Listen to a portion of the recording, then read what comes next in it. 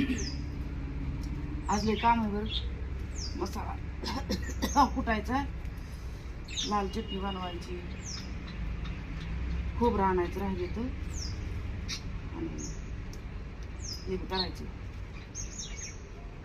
बाजरी भाजायची. कढईचं लय गंजली, काढायला घासून आता काय करा. त्याच खालून टब्बी गेलं कस काय? हा, खालून कस काय तसं झालंय त्याला?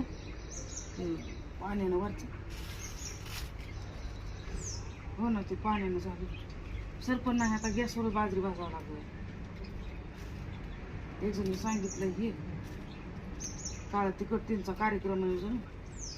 म्हणल्या मावशी जरा स्वच्छ बनवा, माझ्या देवदेवाचा कार्यक्रम आहे.